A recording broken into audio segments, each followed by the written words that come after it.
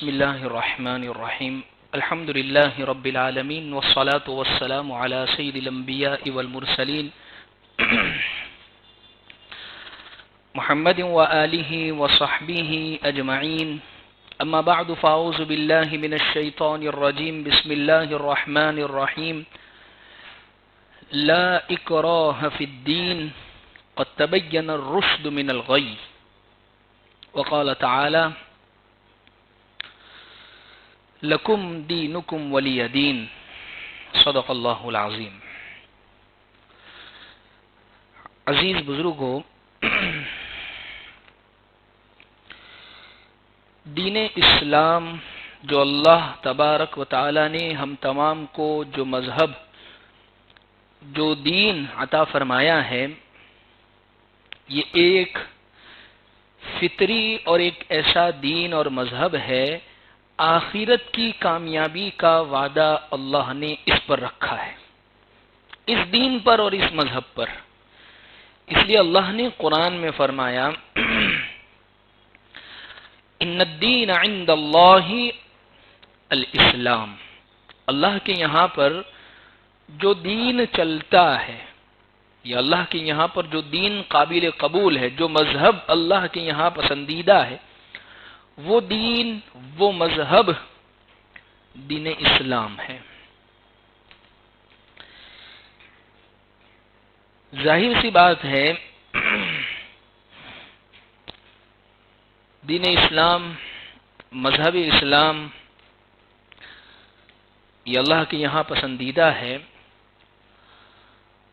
اور اسی پر آخرت میں کامیابی کا وعدہ ہے۔ تو اللہ کے نبی صلی اللہ علیہ وسلم کی حدیث بھی ہے کہ دنیا سجن المؤمن و جنت الکافر، کہ دنیا مومنوں پر قید خانہ بن جائے گی اور کافروں کے لیے جنت ہے۔ تو ظاہر سی بات ہے، ایمان کی وجہ سے انسان پر حالات بھی آتے ہیں، پریشانیاں بھی آتی ہیں۔ اس لیے ہم آج کل روزانہ دیکھتے ہیں کہ ایمان کی وجہ سے کبھی کیا حالات، کبھی کیا پریشانیاں، کبھی کیا کیا چیز چلتی رہتی ہے۔ بعض مرتبہ مسلمان کو، بعض مرتبہ اسلام کے کسی عمل کو، بعض مرتبہ اسلام کے کسی شعار، اذان وغیرہ کو، اور بعض مرتبہ اسلام ہی کو ٹارگٹ اور نشانہ بنایا جاتا ہے۔ حالانکہ دنیا کے اندر سب سے زیادہ امن اور شانتی والا اگر کوئی مذہب ہے تو وہ مذہب اسلام ہے، کہ جس کی اپنے تو ٹھیک جو قبول کر چکے اسلام یا جو مسلمان ہیں وہ تو گواہی دیتے ہی ہیں، لیکن وہ لوگ جو مسلمان نہیں ہیں لیکن انہوں نے اسلام کو پڑھا، سمجھا، دیکھا، وہ بھی اس کے شانتی والا مذہب کی ہونے کی گواہی دیتے ہیں۔ آج جس موضوع پر مجھے گفتگو اور بات کرنی ہے، جو پروپیگنڈا اور جو چیز آج کل چل رہی ہے کہ یہ کہا جاتا ہے کہ مذہب اسلام جو ہے، دین اسلام، یہ طاقت کے زور پر پھیلا ہے، یا اسی طریقے سے زبردستی غیر مسلموں کو مسلمان بنایا جا رہا ہے۔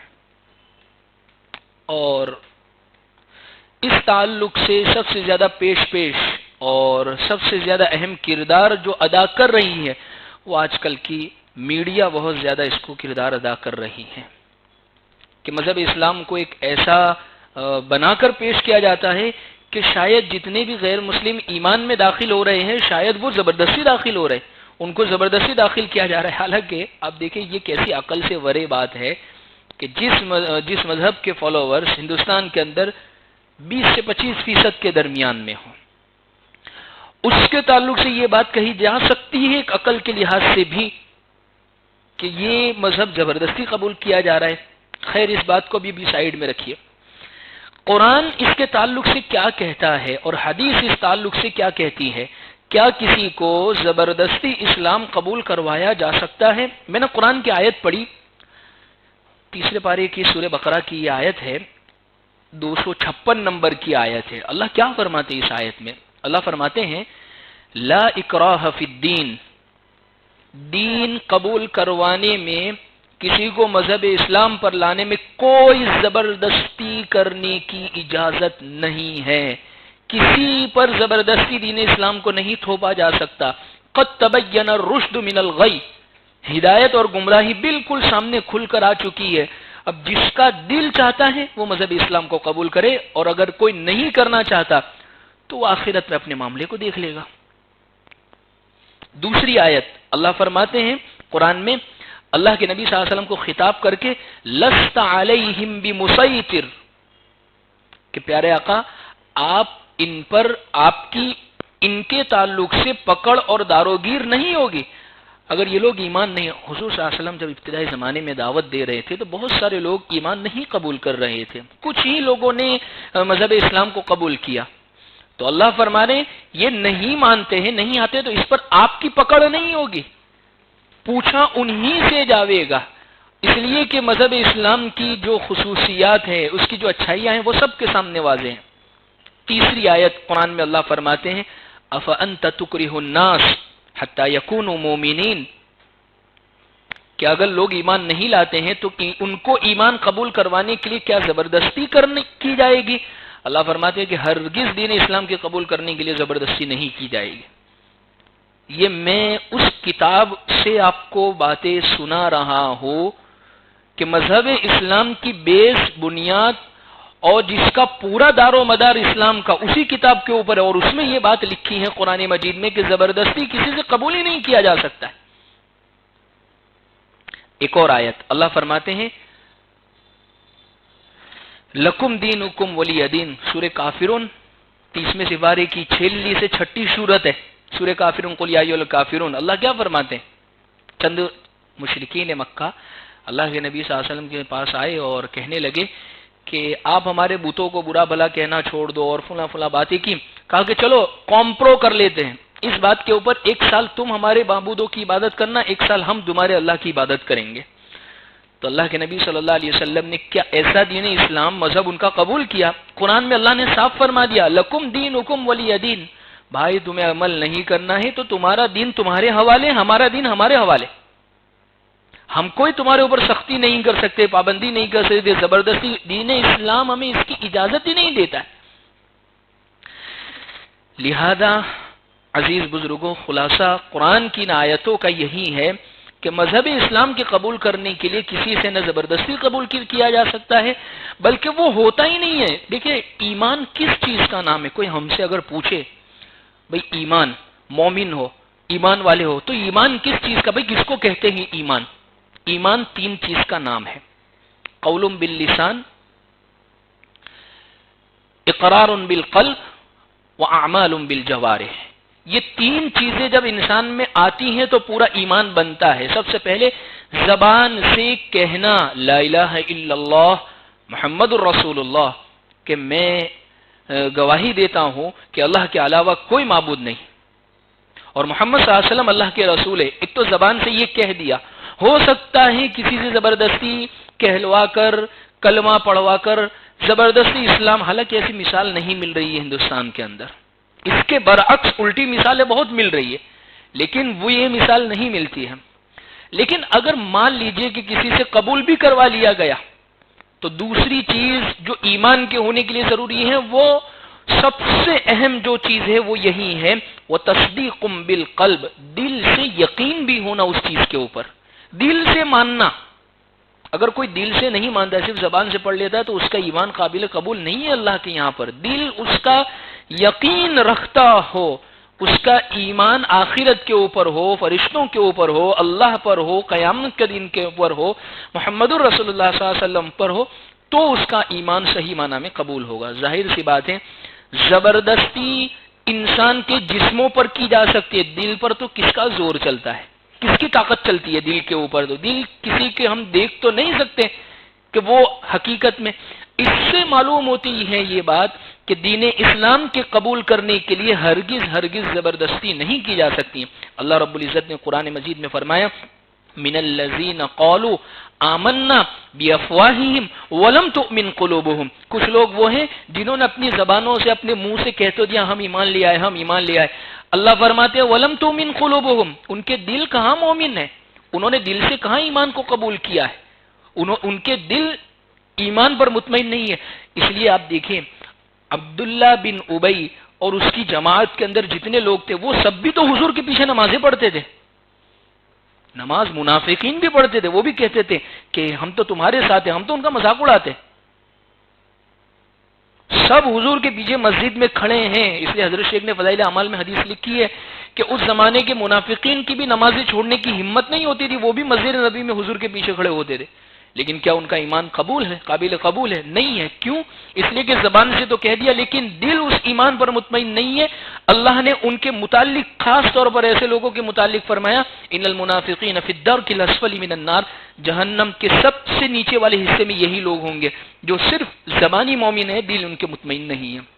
خلاصہ یہ ہے ایمان اصل جو چیز ہے زبان سے کہنا, دل سے ماننا اور اپنے جسم سے عمل کرنا. جسم سے عمل کرنے کا مطلب بھئی نماز کا وقت ہوا تو اب مومن ہوگا تو مسجد کی طرف آئے گا, اب مومن ہوگا تو زکوٰۃ نکالے گا, مومن ہوگا تو حج کرے گا, روزے رکھے گا رمضان میں. تو یہ اس چیز کا نام ہے ایمان. قرآن سے میں نے یہ آپ کو باتیں سنی. اب حدیث سے آپ یہ چند واقعات میں آپ کو سناتا ہوں. غزوہ بدر کیسا معرکہ ہے, فیصلہ کن معرکہ. مسلمانوں کی تعداد 313, مشرکین کی تعداد 1000. کیا ہوا اس جنگ کے اندر؟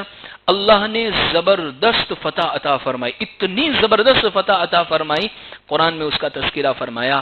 اور غزوہ بدر کو یعنی باقاعدہ نام یہ دیا گیا, یہ یوم الفرقان ہے, حق اور باطل کے درمیان میں فیصلہ کر دیا ہے اس جنگ نے. نتیجہ کیا نکلا اس جنگ کا؟ نتیجہ یہ نکلا مشرکین کے 70 لوگ مارے گئے اور 70 لوگ قید کیے گئے, قیدی بنا کر وہ لائے گئے. کیا ہوا ان قیدیوں کے ساتھ؟ سب کو زبردستی کلمہ پڑھنا پڑے گا ورنہ تو تمہاری خیر نہیں ہے. ایسا ہوا سارے کے سارے چھوڑ دیے گئے, کسی سے بھی یہ نہیں کہا گیا کہ تم ایمان قبول کرو تو ہی تمہیں چھوڑا جاوے گا. حالانکہ وہ تو قیدی تھے, آپ کے ہاتھ نیچے آ گئے تھے. کتنی بڑی مثال حدیث کی کتابوں کے اندر موجود ہے. لیکن اللہ کے نبی صلی اللہ علیہ وسلم نے اپنے اسوہ سے, اپنے اخلاق سے, اپنے عمل سے امت کو یہ پیغام دیا ہے اسلام طاقت کے زور سے کسی پر نہیں تھوپا جا سکتا. اسلام تو ایک ایسی چیز ہے انسان اپنے دل سے خود قبول کرتا ہے تو ہی اس کے لیے قابل قبول ہے. پہلی مثال غزوہ بدر کی. دوسری مثال جب اللہ کے نبی صلی اللہ علیہ وسلم مدینہ المنورہ تشریف لائے تو مدینہ آنے کے بعد آپ نے میثاق مدینہ 3 عہد و پیمان مسلمان, یہودی اور دوسرے جتنے بھی لوگ بستے تھے ان سب نے مل کے کہ بھئی ہم سب اب مدینہ کے رہواسی ہو گئے, اب ہم سب مدینہ کے رہنے والے ہو گئے. ہم 3 باتوں پر ایک عہد کر لیتے, ایک وعدہ کر لیتے ہیں کہ یہ 3 کام ہم سب کریں گے. کون سی؟ سب سے پہلا کام تو اللہ کے نبی صلی اللہ علیہ وسلم نے یہ بتایا کہ تمام باشندوں کے جان اور مال کی حفاظت ہوگی, چاہے مسلمان ہیں, یہودی ہے, کوئی اور مذہب سے تعلق رکھتا ہے, سب کے جان مال کی حفاظت. اگر کوئی شخص کسی کے بھی جان مال کو نقصان پہنچاتا ہے سب ایک جٹ کھڑے ہو کر اس کی حفاظت کریں گے. یہ پہلی بات. دوسری بات, سب کو اپنے اپنے مذہب پر عمل کرنے کی آزادی. کسی کو یہ نہیں کہا جائے گا کہ دین اسلام کو قبول کر, سب کو اپنے اپنے مذہب پر عمل کرنے کی آزادی. اور تیسری, مدینہ پر اگر کوئی حملہ کرتا ہے باہر کا کوئی شخص آ کر تو سب مدینہ والے, اس میں سب لوگ آ گئے, سب مل کر اس کے ساتھ مقابلہ کریں گے. اس میں دوسرے نمبر کی جو شرط ہے وہ بڑی اہمیت کی حامل ہے, اس معنی کر کے کہ اللہ کے نبی صلی اللہ علیہ وسلم نے سب کو یہ فرمایا تھا دین اسلام جو ہے وہ اپنی خوشی سے قبول کیا جا سکتا, کسی پر تھوپا نہیں جا سکتا ہے. اس لیے دیکھیں مدینہ کے اندر سب کو اپنے اپنے مذہب پر عمل کرنے کی آزادی تھی. 2 مثالیں, یہ حضور یعنی ہمارا دین اسلام, مذہب اسلام 2 چیزوں کے ذریعے سے ہمیں سبق ملتے ہیں, ایک قرآن, ایک رسول اللہ صلی اللہ علیہ وسلم کی زندگی. ہمارے لیے جو بیس بنیاد اہم چیز کی حیثیت رکھتے ہیں وہ قرآن اور رسول اللہ صلی اللہ علیہ وسلم کی زندگی. میں نے قرآن سے کئی آیتیں آپ کو پڑھ کر سنائی اور اللہ کے نبی صلی اللہ علیہ وسلم کی زندگی کے واقعات میں سے 2 واقعے ذکر کیے. تیسرا واقعہ, مدینہ کے اندر 3 قبیلے تھے, بہت زبردست آباد تھے اور ان کی ایک شان و شوکت تھی. اللہ نے ان کو مال سے نوازا, بہت آباد قبیلہ تھا. اس میں ایک قبیلہ تھا بنو قینقاع, اس قبیلے کا نام تھا, بہت خوش خرم تھا. یہ بھی عہد کے اندر داخل تھا کہ کچھ بھی ہوگا تو ہم سب ساتھ مل کر رہیں گے یا کچھ بھی معاملہ ہوگا، لیکن انہوں نے عہد شکنی کر دی. جو رسول اللہ صلی اللہ علیہ وسلم سے عہد کیا تھا انہوں نے وہ عہد کو توڑ دیا. اللہ کے نبی صلی اللہ علیہ وسلم نے سمجھایا، نہیں مانے، ان کو محاصرہ کیا، 15 دن تک ان کو گھیر کے رکھا. تو اس کے بعد وہ کہنے لگے کہ رسول اللہ صلی اللہ علیہ وسلم جو بات کہیں گے ہم اس پر عمل کریں گے. پیارے آقا صلی اللہ علیہ وسلم جو بات ذکر کریں گے ہم وہ فیصلہ مانیں گے. اور عبداللہ بن ابی رئیس المنافقین ان کا حلیف بن کر ان کی بات رکھنے کے لیے آیا کہ اللہ کے نبی آپ ایسا کیجئے نا کہ ان سب لوگوں کو یہاں سے روانہ کر دیجئے. اللہ کے نبی صلی اللہ علیہ وسلم نے 700 کے قریب لوگ تھے، ان سب وہ سب کے سب اپنے مال و سامان سب لے کر وہ دوسری جگہ پر جا کے بس گئے. ایک آدمی کو بھی اس وجہ سے نہیں پکڑا گیا یہاں سے جانے نہیں دیں گے، رہنا یہیں پر ہے، ہمارا محاصرہ بھی ہو گیا، ہم نے گھیر بھی لیا ہے، اب تو ایمان اس قبول کرنا پڑے گا. یہ اس زمانے کی میں بات کر رہا ہوں کہ جس موقع پر ایمان کو غلبہ چاروں طرف سے حاصل ہو رہا تھا، اس کے باوجود کسی پر زبردستی نہیں کی گئی. 3 مثالیں. چوتھی مثال ایک اور قبیلہ تھا، بنو نذیر اس قبیلے کا نام تھا. اس نے بھی مدینہ کا جو عہد ہوا تھا اس نے بھی اپنے عہد کو اپنے وعدے کو توڑ دیا تھا. ان کو بھی سمجھایا گیا، انہوں نے سرکشیاں کی، نافرمانیاں کی، لہذا ان سب کو خیبر اور شام کی طرف ان کو روانہ کر دیا گیا. تقریباً 1800 قریب یہ لوگ تھے، 1800 2000 کے قریب لوگ تھے. سب نے اپنا ساز و سامان لیا اور سب مدینہ سے نکل گئے. ایک اہم بات اس میں کیا ہوئی، انصار جو صحابہ تھے مدینہ کے ان کی کچھ اولادیں یہودی ہو گئی تھی. اولاد پر تو ماں باپ کا زور تو چلنا ہی چاہیے، ظاہر سی بات ہے میری اولاد ہے، ہماری اولاد ہے تو اس پر تو ہمارا زور چلنا چاہیے. وہ جب یہودی ہو گئی تو ان انصار مدینہ نے صحابہ نے اپنی اولادوں کو روکنا چاہا کہ ہماری اولاد ان کو ساتھ میں نہیں جانے دیں گے، ان کو تو یہیں رکھیں گے. قرآن کی آیت 3 پارے کی نازل ہو گئی 256 سورہ بقرہ، لا اکراہ فی الدین قد تبین الرشد من الغی. کسی کو دین میں زبردستی نہیں کی جا سکتی ہے، ہدایت کا راستہ کھل گیا. یہ اپنی مرضی سے رکنا چاہے، دین اسلام کو قبول کرنا چاہے تو ان کو اجازت ہے، ورنہ اگر یہ جانا چاہے تو ان کو اجازت ہے، یہ لوگ بھی یہیں سے چلے جاویں. ابو داؤد شریف کے اندر لکھا ہے حدیث کے اندر پیارے آقا صلی اللہ علیہ وسلم نے ان سب کو جانے کو کہہ دیا. ایک کو بھی ان کی خود کی اولادیں تھی اس کے باوجود دین اسلام کے نام پر نہیں روکا گیا. ہم پڑھے تو صحیح ہماری تاریخ کو، ورنہ میڈیا کے ذریعے سے جو ٹرائل چل رہے ہیں اور جس طریقے سے دین اسلام کو بدنام کیا جا رہا ہے، ظاہر سی بات ہے کہ دیکھیے جس طریقے پر وہ انگریز جب آئے تھے تو انہوں نے ایک بات یہ بڑی مشہور کی تھی، ایک جھوٹ اتنا بولو کہ لوگ اس کو سچ سمجھنے پر مجبور ہو جاوے. کہ شاید وہ ایک واقعہ لکھا ہے کتابوں کے اندر کہ ایک شخص تھے جاحظ غالباً ان کا نام تھا یا اور کوئی نام تھا، تو وہ مطلب یعنی ان کو کھانے کی ان کو بہت طلب رہتی تھی کہ ہر موقع پر کھانے کا. تو بعض مرتبہ ان کے پیچھے بچے لگ جاتے تو وہ بچوں کو بھگانے کے لیے کہہ دیتے تھے کہ جاؤ وہ فلاں اس کے گھر کے اوپر وہاں پر ہے نا کھانا بانٹ رہے. تو سب بچے ان کو چھوڑ کر ان کو پریشان کر رہے تھے، سب بچے ان کو چھوڑ کر وہ بھاگ رہے. تو وہ سب کے سب بچے بھاگ رہے تو یہ شاید سچی میں تو نہیں بانٹ رہے، تو وہ خود بھی ان کے پیچھے بھاگنے لگ گئے.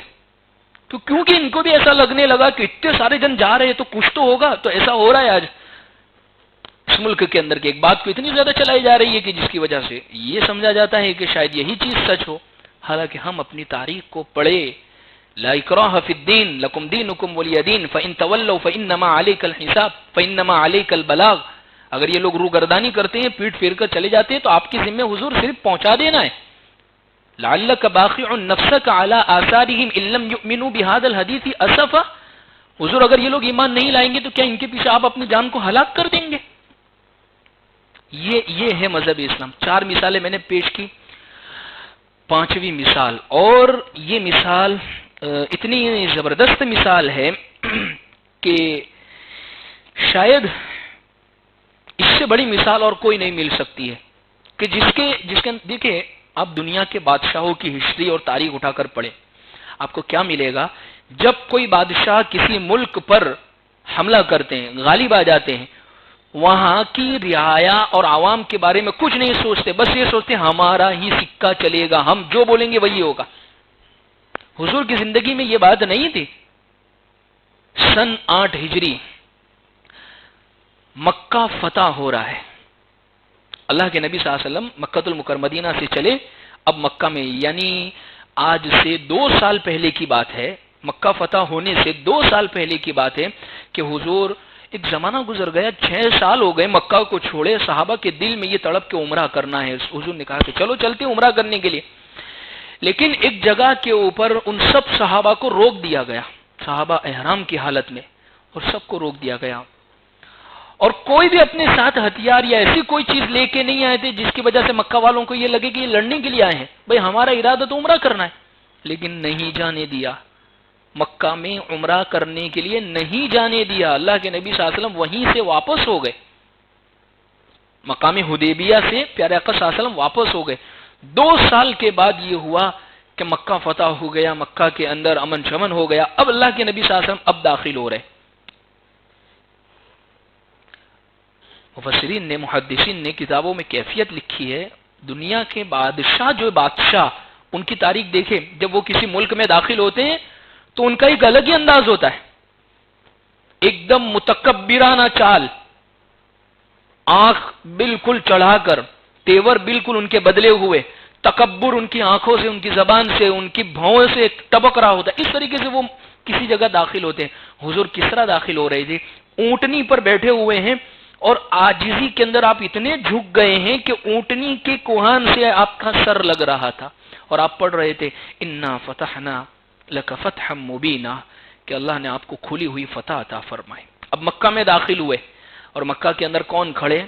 وہ لوگ کھڑے ہیں جنہوں نے مسلمانوں پر تکلیف کی انتہا کر دی تھی. صحابہ کہہ رہے حضور دیکھیے یہ وہی ہے جس نے حضرت سمیہ رضی اللہ عنہا کو شرمناک طریقے پر شہید کیا تھا. حضرت بلال کو باقاعدہ چٹائی میں لپیٹ کر گرم دھواں ان پر چھوڑ دیا گیا تھا. آپ کے رستے میں بھی تو حضور انہوں نے کانٹے بچھائے تھے. یعنی وہ سارے ظلم کی جو داستان ہے حضور کے سامنے کھول کر رکھ دی کہ حضور یہ سب جو معاملات انہی لوگوں نے ہمارے ساتھ کیے تھے. اللہ کے نبی صلی اللہ علیہ وسلم نے کیا فرمایا؟ حضور نے فرمایا تم کیا سمجھتے ہو میں تمہارے ساتھ کیا سلوک کروں گا؟ حضور نے فرمایا میں تمہارے ساتھ وہی سلوک کروں گا جو حضرت یوسف علیہ السلام نے اپنے بھائیوں سے کیا تھا. لا تثریب علیکم اليوم اذهبوا فانتم الطلقاء یغفر اللہ لنا ولکم وهو ارحم الراحمین. تم سب کے سب آزاد ہو, تم سب کے سب چلے جاؤ, تمہارے اوپر کوئی باز پرس نہیں ہوگی. حتیٰ کہ ایک صحابی ہے, اس دن ان کے ہاتھ میں جھنڈا ہے اور وہ یوں کہہ رہے تھے الیوم یوم الملحمہ, آج بدلے کا دن ہے, آج تمہارے ظلم جتنے بھی کرتوت تم نے کیے تھے نا, آج اس کا پورا پورا بدلہ ملے گا. حضور نے ان کے ہاتھ سے جھنڈا لے لیا اور حضور نے فرمایا الیوم یوم المرحمہ, آج رحم کا دن ہے, بدلے کا دن نہیں ہے. اب آپ دیکھیے حضور ایک کمانڈر کی حیثیت رکھ رہے ہیں, امیر کی حیثیت ہے. پیارے آقا صلی اللہ علیہ وسلم سارے صحابہ آپ کے انتظار میں ہیں کہ آپ کا کوئی آرڈر. ایک آدمی کو بھی یہ نہیں کہا گیا تو مذہب اسلام قبول کر ورنہ تجھے چھوڑیں گے نہیں, اس لیے کہ تعداد آج تو ہزاروں کے لے کر آئے ہیں ہم یہاں پر. ہم اپنی تاریخ کو پڑھیں, اور ویسے بھی زبردستی والا اسلام قبول ہی نہیں ہے اللہ کے یہاں پر.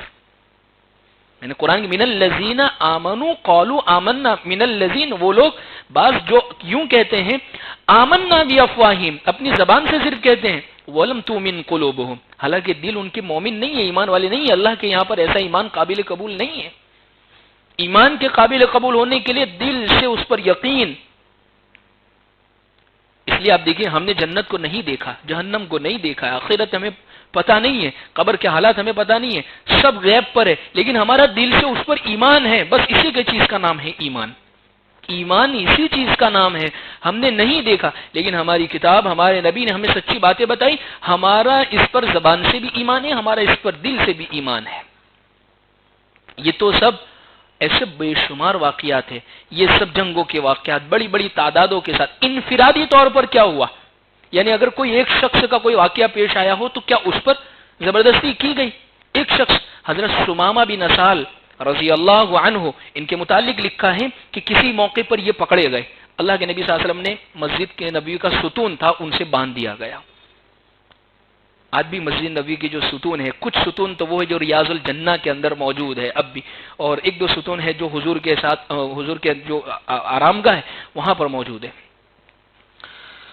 تو ایک ستون کے ساتھ باندھ دیا گیا، وہاں سے عام طور پر قیدیوں کو باندھا جاتا تھا۔ اللہ کے نبی صلی اللہ علیہ وسلم روز آتے، پوچھے سمامہ کیسے ہو، تو وہ خاموش رہتے، کوئی جواب نہیں دے۔ دوسرے دن پھر پوچھے سمامہ کیسے ہو، 3 دن گزرے، حضرت سمامہ بن اسال کو کھول دیا گیا اور وہ گئے۔ مجبور ان کو نہیں کیا کہ ایمان قبول کرو تو تمہیں چھوڑیں گے، نہیں مجبور کیا گیا ان کو، سمامہ بن اسال کو مجبور نہیں کیا گیا۔ وہ گئے، تھوڑی ہی دور جانے کے بعد ایک پیڑ، ایک درخت کی آڑ کے اندر انہوں نے غسل کیا، اور فوراً تھوڑی دیر کے بعد حضور کی خدمت میں آ اور کہنے لگے، اللہ کے نبی، اس دنیا کے اندر سب سے زیادہ اگر مجھے کسی کا چہرہ ناپسندیدہ تھا تو وہ آپ کا تھا، لیکن آج مجھے اگر سب سے اچھا کوئی اس دنیا میں لگتا ہے تو وہ آپ لگتے ہیں۔ مجھے اگر کوئی مذہب سب سے زیادہ ناپسندیدہ تھا تو وہ دین اسلام ہے، لیکن آج جو مجھے سب سے زیادہ اچھا مذہب لگتا ہے وہ آپ دین اسلام مجھے اچھا لگتا ہے۔ اگر مجھے سب سے زیادہ ناپسندیدہ کوئی سرزمین تھی تو وہ یہ مدینہ تھی، اور سب سے زیادہ مجھے پسندیدہ جو سرزمین ہے وہ یہی مدینہ کی۔ اور حضور میں ایمان میں بندھا ہوا تھا، جب بھی لا سکتا تھا، لیکن لوگ شاید یہ کہہ سکتے تھے کہ باندھ جانے کے ڈر کی وجہ سے خوف کھا کے ایمان لیا۔ میں لوگوں کو بتانا چاہتا ہوں کہ دین اسلام ڈر کی وجہ سے نہیں، میں اپنی خوشی سے قبول کر کے دین اسلام کے اخلاق سے متاثر ہو کر میں ایمان لایا۔ یہ ہے دین اسلام کی خوبصورتی، یہ ہے مذہب اسلام۔ ہم اپنی تاریخ کو پڑھے، شیب ابی طالب، یہ ایسا واقعہ ہے کہ اللہ کے نبی صلی اللہ علیہ وسلم کے ساتھ ایمان لانے والوں کو ایک گھاٹی کے اندر بند کر دیا گیا، قید کر دیا گیا، ایک دانہ گیہوں کا کھانے کی کوئی چیز اندر داخل نہیں کی جائے۔ بچے بلک بلک کر مرنے لگے، رونے لگے۔ کافرین، مشرکین یہ سب چیزوں کو دیکھ دیکھ کر بہت خوش ہوتے تھے۔ ایک بات ذکر کروں، شیخ حنیف کی ایک بات یاد آ گئی۔ دیکھیے، عابد عبادت کرنے والا جو ہوتا ہے، اس کے دل کے اوپر، اس کی زندگی میں اس کے معبود کا اثر پڑتا ہے۔ جس کی وہ عبادت کر رہا ہے اس کا اثر اس کے دل میں آتا ہے۔ مسلمان تمام کے تمام جس رب کی عبادت کرنے والے ہیں وہ رب الراحمون، یرحمہم الرحمن، ارحموا فی الارض یرحمکم من فی السماء، الرحمن الرحیم۔ اللہ رحمان ہے، رحیم ہے۔ ظاہر سی بات ہے، رحمان والی ذات کی جب مسلمان عبادت کرتا ہے تو فطری طور پر رحم اللہ نے ان کے دلوں میں رکھ دیا ہے۔ اور دوسرے معبود جن کی عبادت کی جاتی ہے، ظاہر سی بات ہے سختی اس کو دلوں کے اندر پائی جائے گی اس کی وجہ سے۔ خیر، حضرت شیب ابی طالب کے اندر یہ واقعہ ہوا۔ کچھ سال گزرنے کے بعد یہی سمامہ بن اسال ایمان لے آئے۔ اب ہوتا یہ تھا، مکہ میں جو غلہ کھانا پینا جو آتا تھا وہ سب یمامہ سے آتا تھا، اور یمامہ کے جو گورنر، حاکم، ذمہ دار جن کی چلتی تھی وہ سمامہ بن اسال۔ انہوں نے کہہ دیا حضور کی اجازت نہیں ہوگی، ایک گیہوں کا دانہ مکہ میں نہیں پہنچے گا، حضور کی اجازت ملے۔ سب کے سب مکہ کے مشرکین حضور کی خدمت میں بھوک کو ترس گئے ہیں۔ اس موقع پر چاہتے تو کہا جا سکتا تھا نا، ایمان قبول کرو تو ہی غلہ بندی تمہاری جو ہے وہ ہٹے گی، دانہ کھانا پینا ملے گا۔ حضور نے فوراً حضرت سمامہ بن اسال کو بات پہنچائی کہ ان کو کھانا پینا غلہ سب پہنچا دو۔ ان کا مذہب ان کے حوالے ہے۔ یہ ہے مذہب اسلام۔ اس لیے ہم فخر سے کہتے ہیں اسلام کی فطرت میں قدرت نے لچک دی ہے، اتنا ہی یہ ابھرے گا جتنا کہ دباؤں گے۔ اللہ عمل کی توفیق عطا فرمائے۔ وآخر دعوانا الحمدللہ رب العالمین۔